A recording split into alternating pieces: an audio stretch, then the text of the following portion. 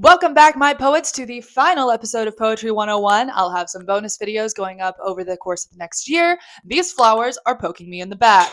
Aren't they pretty? I got them for one of my books. We are talking about epic poems today. Epic poems are lengthy poems that tell a complete story, and for this video I'm going to read more from my notes than I usually do because I actually took really good notes and there's a lot of stuff that I don't have memorized off the top of my head.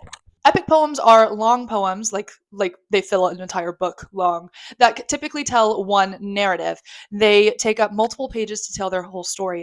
Most famous epics that I can think of is Homer's The Iliad and the Odyssey, which are like pretty thick, and then Beowulf, which is like the size of one of my books, but in a smaller font.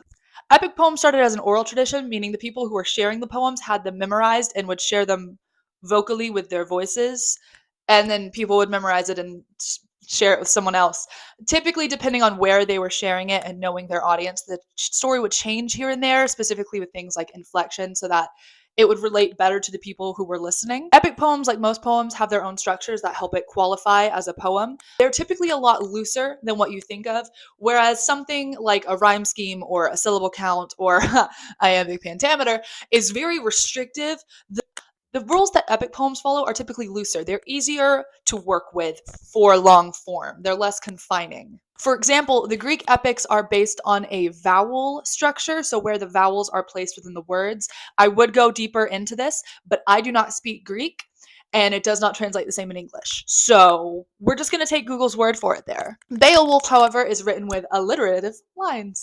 Alliteration, for those of you who don't know, is where you have the same consonant or vowel within the same word. So, for example, alliteration is awesome, has an A. This is something we see a lot with like superhero characters, and I like to do with my superhero characters is either they say something or their name is alliterative. Think Peter Parker, Bruce Banner.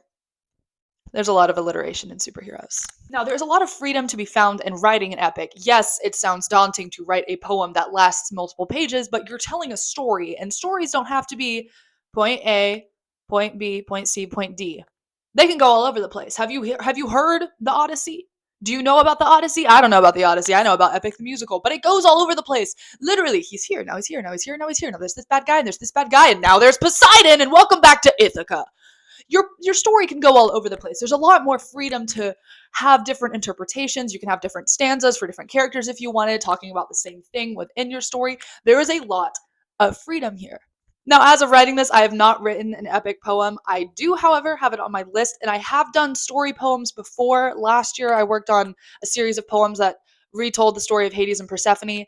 I think within the next couple years, I'm going to try and write my own original kind of story that's kind of loosely Greek inspired, but like I don't have to stick to the Greek inspired thing. If you would like to read that, I will have chapters of it up on my Patreon as I work on it, as well as posting snippets and stuff on my Instagram. All of this you can find at the link down below.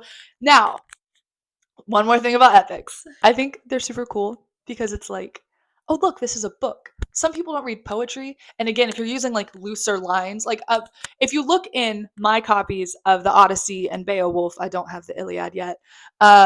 It's not like structured like a poem. It doesn't have separate stanzas or something. It's just like separated like a book. And some of this is probably because they've been retranslated into English, not their original languages or not the original style of their languages. But you can do the same thing. You can make it, okay, in my head, this is a poetry, here's how I'm writing it, but just write it like it's a normal book, which if you're not spacing it out like a poem, you save pages, which makes your book cheaper, which means you potentially could earn more money, which I think is cool. For those of y'all selling stuff, independent publishing, my best friend. Check out my books on abhamauthor.com, but let's keep going. I think one of the other really fun things about the idea of writing an epic is it's like, oh yeah, this is my story. Or you can retell a classic story, but like do it with a twist. But you're using that sentence structure, that some sort of structure, because again, there's different kinds of structures, and that's what this whole series has been. You can use one of those structures of something to tell your epic story, and the length gives you time to let things breathe, to hint something here and put it back later there, to really make it something that your reader would read and reread and find new things, which is something a normal sized poem isn't really able to do, because it's like, oh, you said that 2 paragraphs ago, which is 2 stanzas ago because it's poetry. You know, there's more breathing room here, and I think that's really great. So I would encourage you to write your own epic poem, and if you do, please, please, please send it to me because I'm going into college and I can't just be reading college stuff. I want to read poetry. You can send it to me at my email down below or at my Instagram down below or any of my things down below. This has been Poetry 101. Playlist is over here. You can subscribe to that or you can subscribe to the channel over here for when I upload more poetry related videos. This channel is all over the place, so if you don't want to watch all my other stuff, here's all the poetry stuff right there for you. I will have more videos out this summer, so I will see you soon, poets.